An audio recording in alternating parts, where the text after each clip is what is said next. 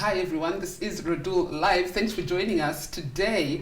I am speaking to the head coach of the Kenya national deaf football team for both men and women. Ben Bella. Yes. You've got a title. What is your title? Head coach, deaf football, both men and women. Both men and women. Yes. And it's okay in this interview for us to say deaf without being politically incorrect. Yes. Yeah. Because you have to be very sensitive. It's okay. People. They're okay with that. Yeah. But excuse me if I get it wrong. Please excuse me. Ben, before we even talk about the deaf national teams, tell me a bit about your background in football. I started playing football while I was in school, and I was in Kakamega, a school called Sheyu High School. After that, you mentioned Kakamega school. It's a serious football matter. Yeah. So after that, I stayed in Kakamega for 1 year. I played for there was a team called Kenafia. It was the guys were doing some projects in Kakamega with the water and sanitation. So they had a team. Mm-hmm. So I played there for a year. Then came to Nairobi. I joined Viwanda Football Club. We were that time it was Division 2. Mm-hmm. It was like the NSL.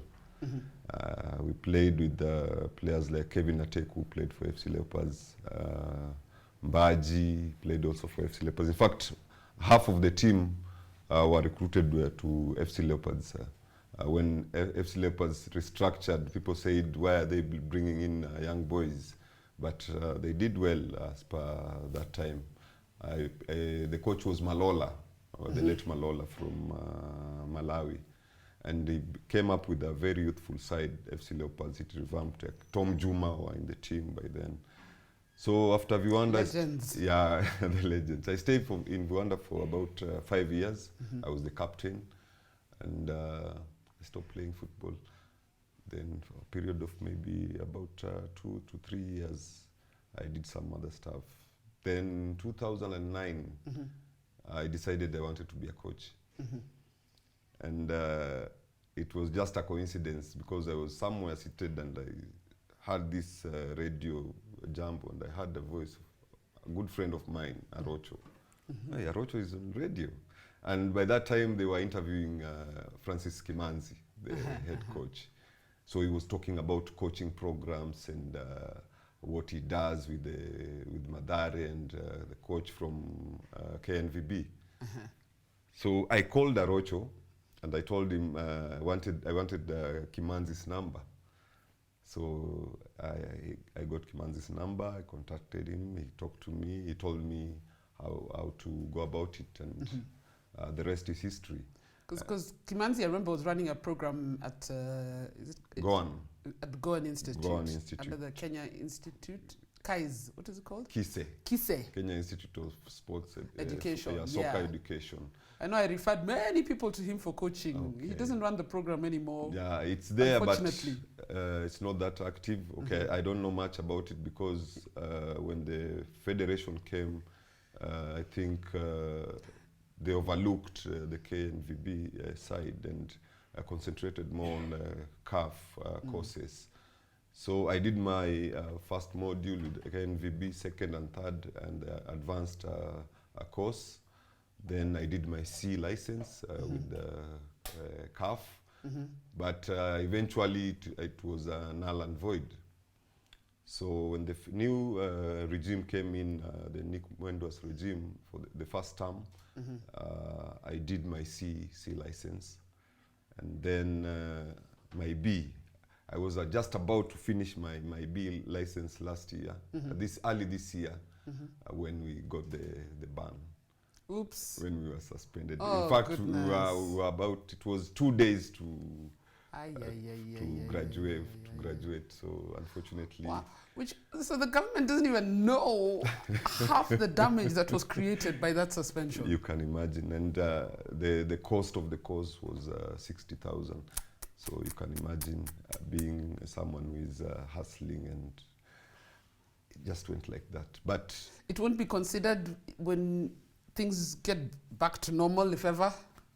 When things, they told us when things get back to normal, they'll consider, we'll start from where we left. Okay. It was about 2 days, but now you see it's taking toll on us because when maybe you want to apply for a job, you don't have that license. Yeah, you don't have that license. And you had planned by this time, by that time, you would have the license. Yes, I had people saying, let's have the ban, let us be banned for 2 years. We don't need FIFA, we don't need CAF, but they don't know.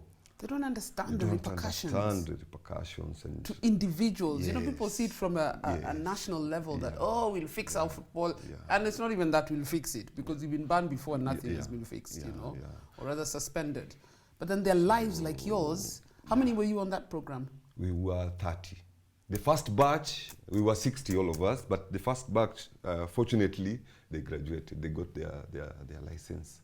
So this second batch, we were remaining with only 2 days. So I'm annoyed just thinking about it.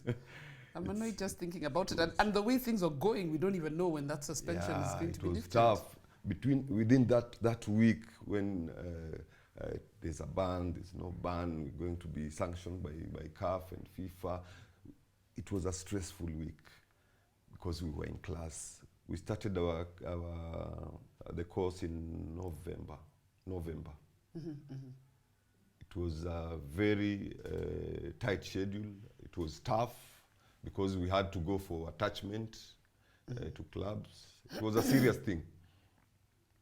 But we pray that maybe things will get back to normal, maybe after the elections, and see the way forward. So I've been the coach of the deaf football team. Oh, before that, I started my coaching with KCB as the trainer. After that, I went to coach young boys in Jericho All Stars. Then Jericho High School. I've been in Sofapaka as the assistant coach. Posta Rangers, when it was run by the famous Nyamwea. There were rumors it was his team. We don't know for sure. Nyamwea. Fortunately, I was the assistant coach and the team manager.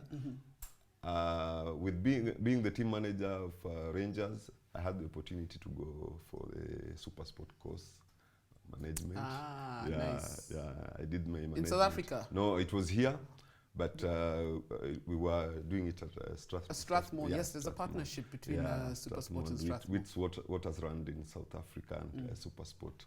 It was a good experience. That's excellent. I learned a lot in management. After that, went to Sofapaka as the assistant coach. I was with the Melos, the Egyptian American coach. This country has seen coaches. This country has seen coaches. Before even going to coaching, somewhere along the way, you did some freelance commentary on Radio Jambo. Yes. I was a commentator, and we had a show every Saturday morning. It was called Warm Up. Warm Up, Weekend Warm Up. Weekend Warm Up. I came up with that name. Yeah. Please, I'll have you know. By the way, Arocho, who you mentioned, yes, I hired Arocho in the stadium. Yeah, Nyayo Stadium. Yes, he was being a hooligan. He was shouting at a referee. I think it was a Madari Gor Mahia game, and he was on the side of Madari, and he was shouting at the referee. And I'm like, you know so much.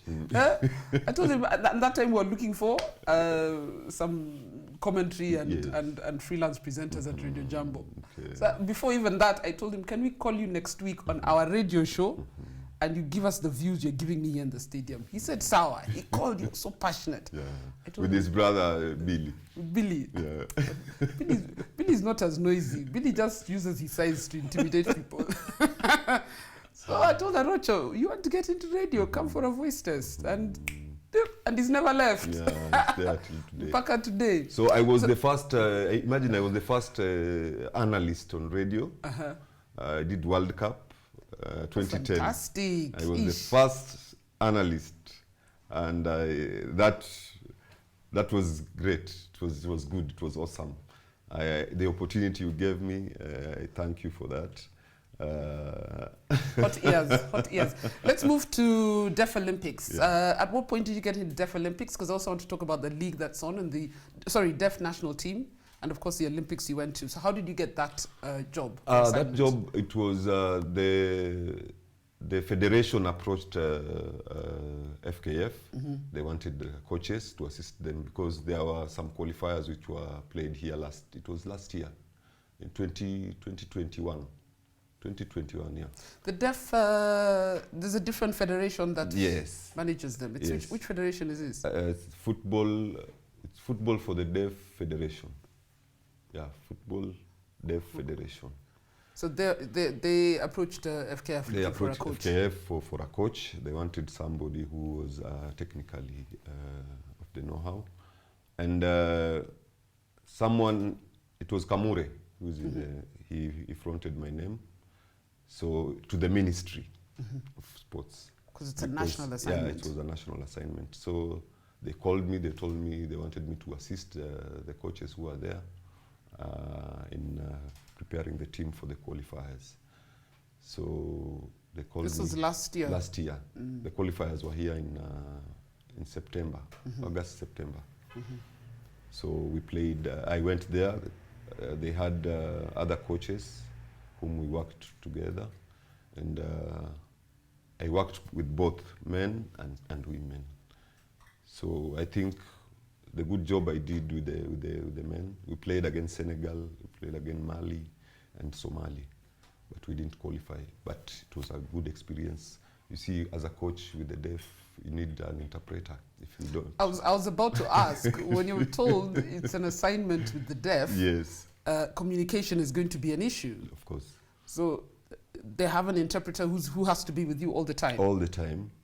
And football being a universal language, Radull, I think it was easier for me because you just do the demonstration and where there's some technicality maybe to explain, that's when the interpreter gets in.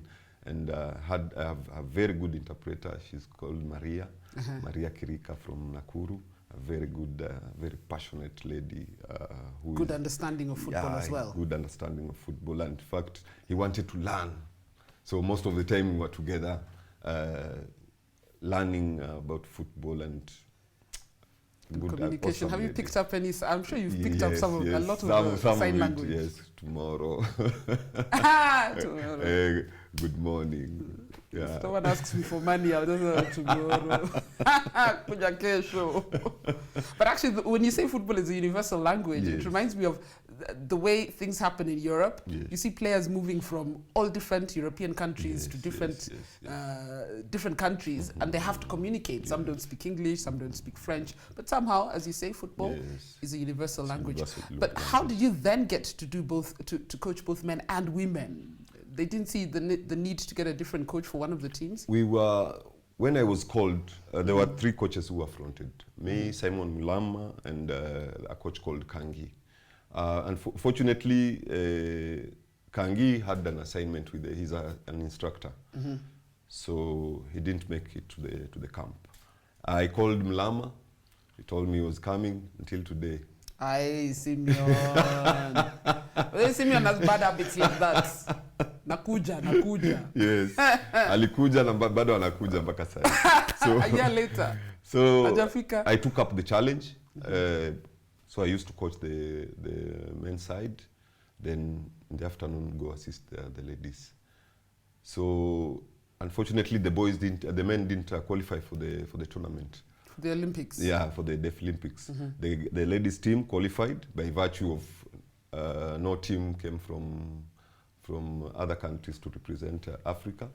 So we were given the slot. They've not developed their deaf. Yes, Ghana were supposed to come, Ghana and Zanzibar, because they also have a ladies team. So we qualified by virtue of being given a bye to represent Africa. So when they qualified, so I was called in now to concentrate with the ladies team and take them for the Olympics. Yes. You went to, I know we spoke a couple of months ago. Yes. You go for the Deaf Olympics in Brazil. What was it? Because there was an issue. I remember you told me there was an issue with carrying the first team. Yes. What happened? Yes. We had about 23 players in camp. And it was about the documentation. Because, you see, the 8 players, 6 of them were underage. They were 16, 17. And one was, it was a month to her 18th birthday. So she was still underage. So with the IC, it's called ICSD. It's like the International Olympic Committee. You have to have that consent form. Take it to the parent to sign that the minor, you have a responsibility. Yeah, and you are supposed to get consent from the parent. So the form came late. From where? From ICC. The international body? Yes. It came late because they were telling us tomorrow is the deadline. You need to do this. Then they sit back, wait another week. Tomorrow is the deadline. They didn't send Now, a day to the deadline, that's when they are telling us, you need to sign that consent form for this is a minor, because we send the letter, the list to them. So within 2 days before we traveled, they come up with the list. They say these 8 players are underage. They can't travel because there is no consent letter attached. But then what really happened? Was it sabotage? What really happened? I didn't understand. I didn't understand at all. And we had to do with what we had by then. Because I remember, unfortunately, we were thrashed. We were thrashed like... But it was not our first team, which is unfortunate. It was unfortunate. It was a learning experience and a learning curve to the federation, because you can't blame the government. The government gave their all. They did their best. So it's not just us who are mediocre sometimes. Allowances were paid. We were kitted. So you were treated well? We were treated well. That's good to hear. Best because hotel I often hear people in Brazil. Oh, that's fantastic. We were one of the best kitted teams in Brazil. Yes. Yeah. This is encouraging. The government did their part. Sports Ministry, thank you. It's not often I say that. They did their part. Amina Mohammed, she did her part. Her staff, everyone was on toes, getting to try, and if there isn't anything wrong, they were there to assist. What were some of the challenges in Brazil? The challenges were the weather. The weather was tough, because I can remember playing Japan. You couldn't see your offensive and your left back on the other side. It was too cold. It was too cold, misty, and culture shock as well. Culture shock, because these are people who haven't, maybe it was their first time to travel outside the country. Big competition stage. The stage was, to them, I think they were shocked. They were Baptism shocked. of fire. They were shocked because we were thrashed. I think 11 I remember. Japan, 8 by Brazil. Let's not repeat. It hurts. But what did you learn as a coach? What are some of the things you learned? What I learned as a coach is we need to, with the deaf football, we just need to prepare early. We need to have leagues. We need to have competition regionally, nationally, regionally, and beyond. And we should not react to maybe, like now we have World Championship in Korea next year for the deaf. At least there's a league running. Preparing. I want us to take a break. When I come back, because I know the league is on. When I come back, I want us to talk a bit about the league and how that is going to help us in the development of deaf football. And I hope it's for both men and women. You'll tell me. Guys, we're going to take a short break. I'm here with the head coach of the Kenya Deaf Football men and women's team. And our conversation with Ben Bella will continue after the break.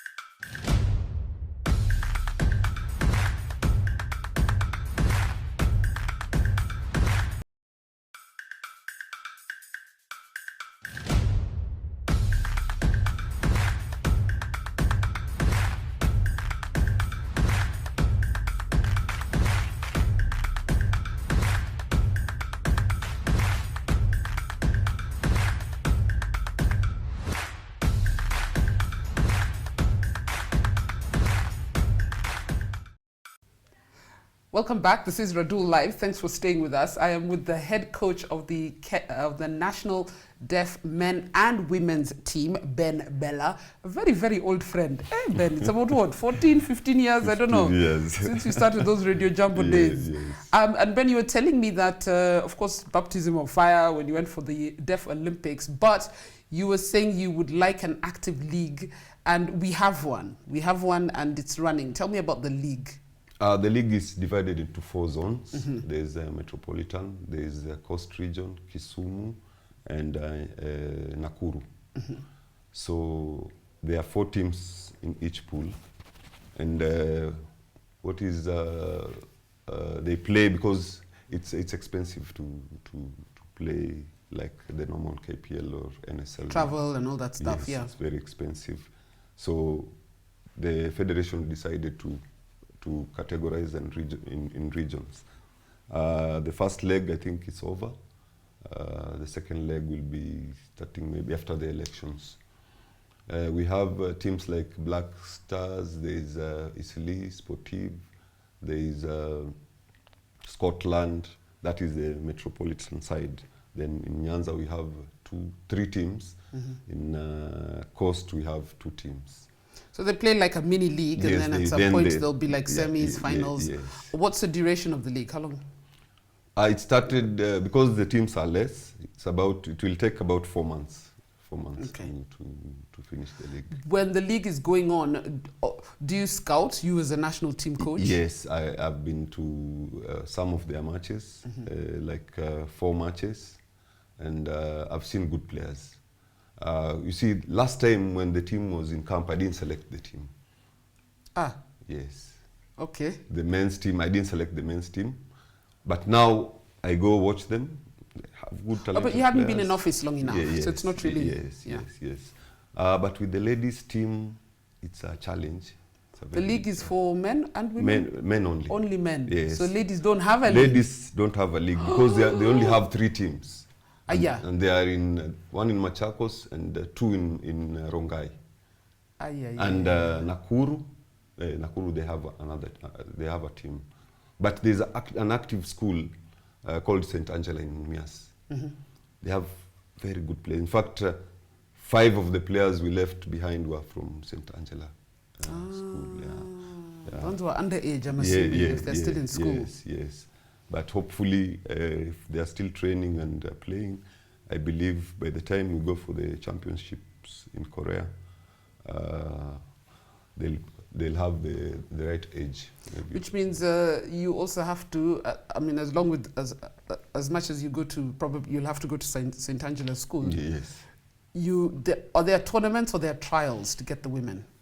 What they did, like last year when we were selecting the women's team, we did a mini tournament in Kakamega. Ah.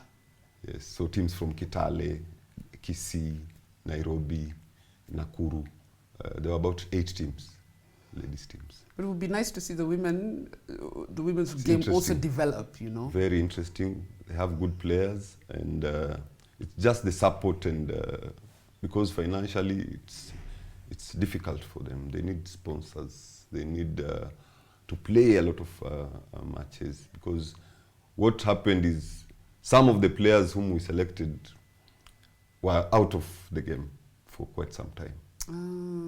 Yeah, for quite some time. So they've just congregated for trials? For trials, because there was a tournament, they were flying out of the country.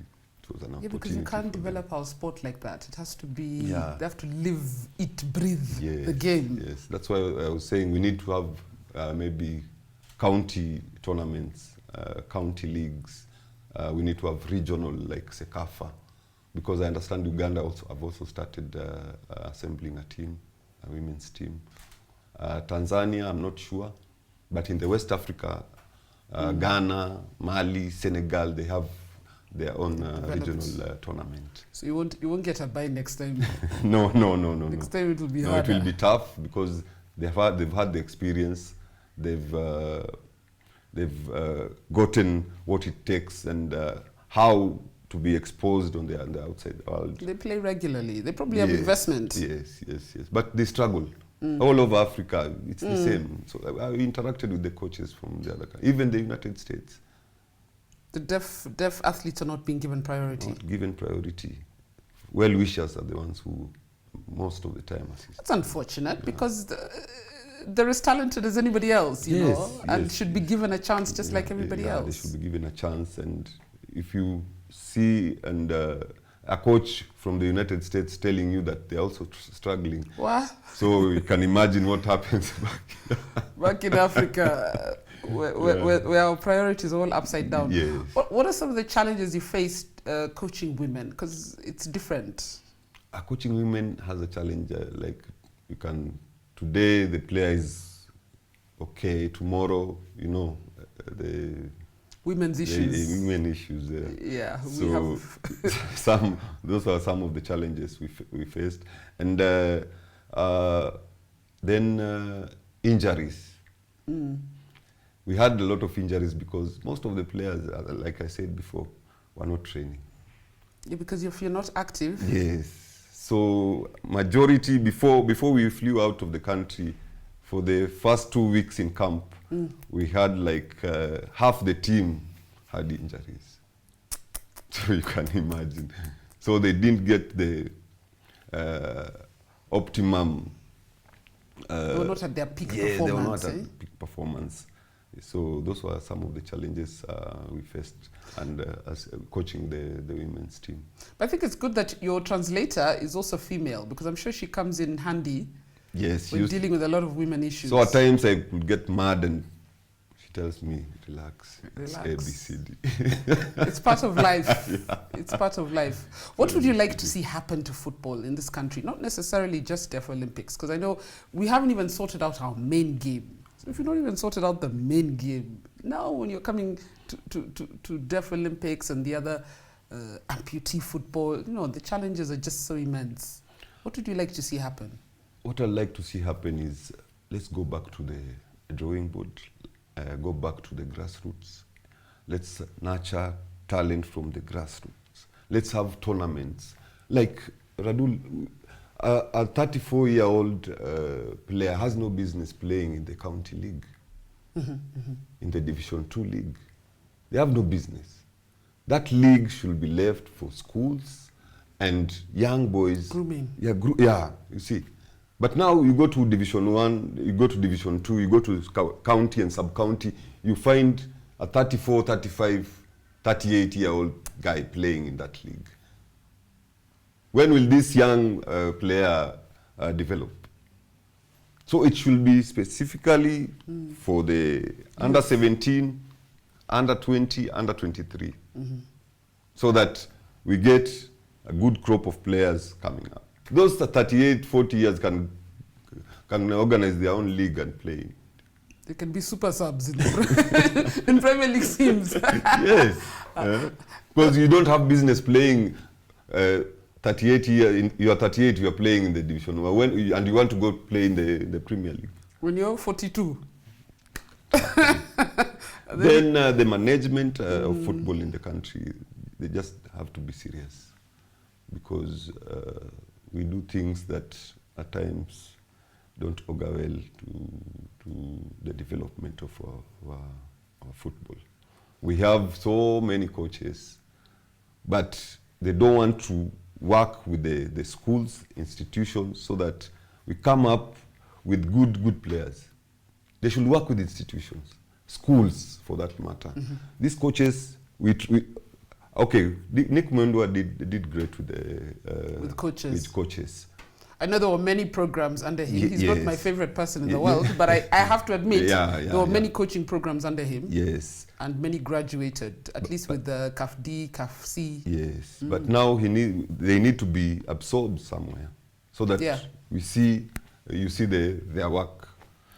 So why do the coaches not want to go to the schools? Is there not is it the schools that don't take the game that seriously to get a qualified coach?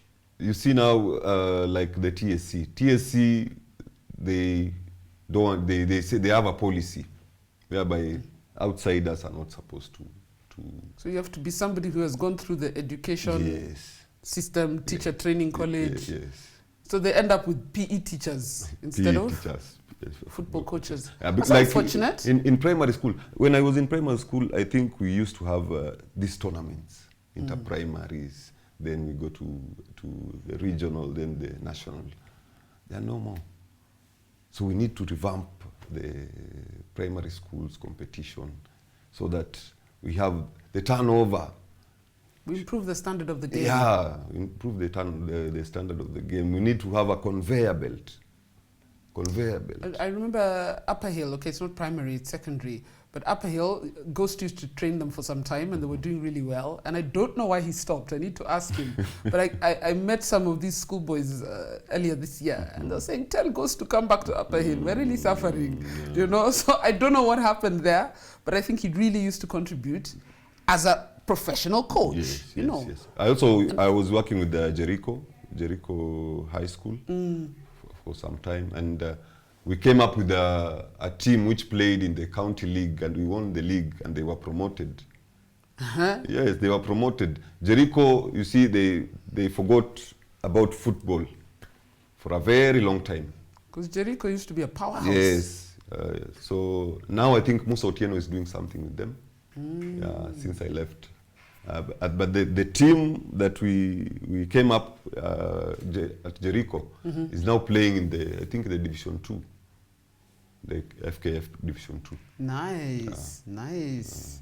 And then we see them develop. That's the way to develop. Yes. Because even if you start these football academies, which are not really football academies because the kids just money minting academies. Money minting academies. If you want to groom the youth, you have to work with the school system. Yes. Have you seen the new KPL strategic plan? Because they have I saw it. To partner with schools. The Ministry of Education. Yes, schools. So that they get into schools. Yeah. And I think these triangles are just killing the game. Yeah. They're killing the game, and we'll start all over again. You remember what Infantino said? They know what to do. They know what to do. By the way, they know what to do. They know what to do to lift the suspension. They know what to do to sort out football in this country, and yet we're not doing it. Not doing it. Which is unfortunate. Very I just hope that things change with the new administration in place. Who knows? That is where we keep our fingers crossed. Like me, I'm suffering because of a suspension. Yes. Suspension it's not a good thing. As people may say, or maybe, let's fix our things, let's be in the call for 2 years, 3 years, even 5 years.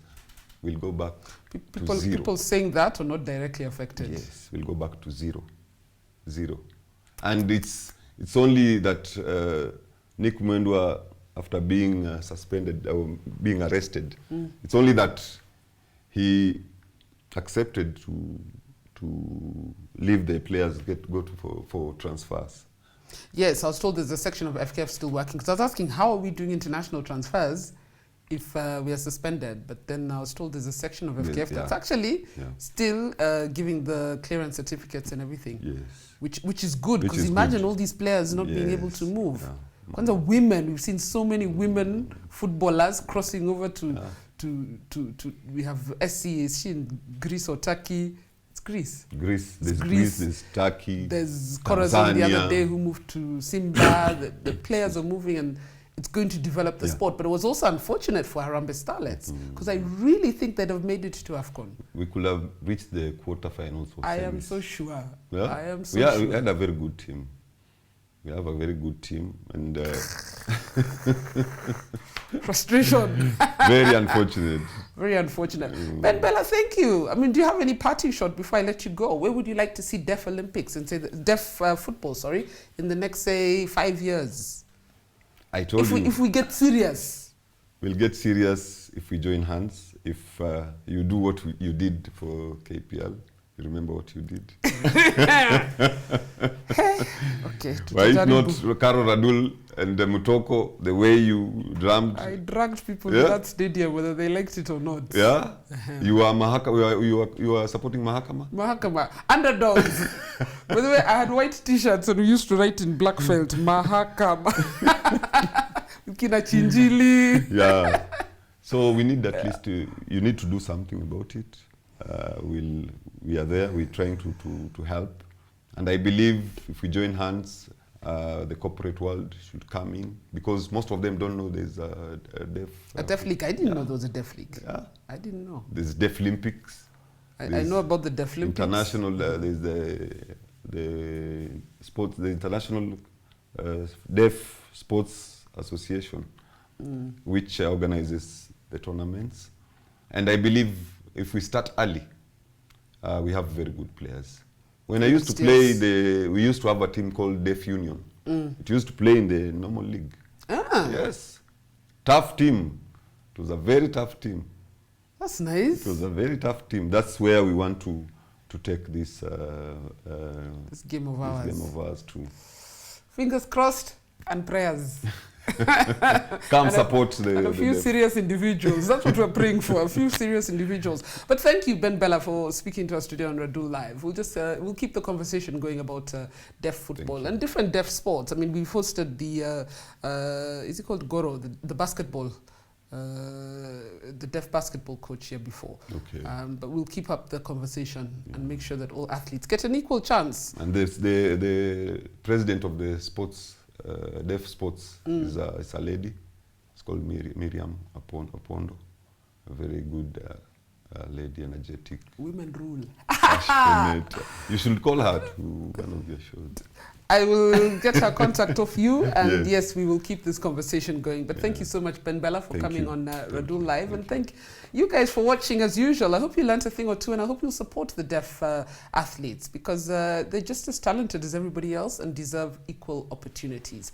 Thanks for watching Radull Live. We'll see you next week.